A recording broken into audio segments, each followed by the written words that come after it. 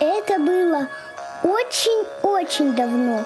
На земле случился великий потоп. Весь мир оказался под водой.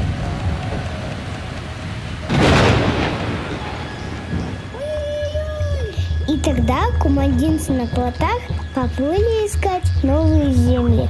Плыли они долго-долго, пока не оказались на Алтае. Там они высадились на вершинах гор.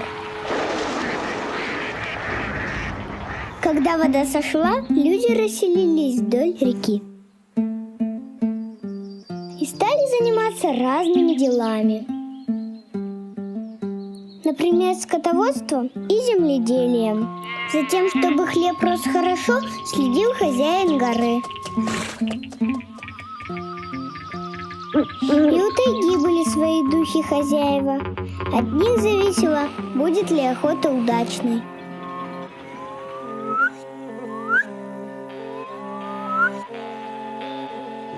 А весной, когда лед сходил, начиналось время рыбалки. Возвращалась Сугэзи.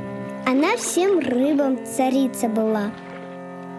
Из всех животных кумандинцы больше всего почитали лебедей, а из деревьев – березу.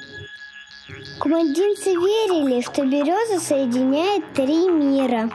Верхний, где царствовал добрый бог Ульген, средний мир, где жили кижи и люди, и нижний, где обитал злой бог Эрлик.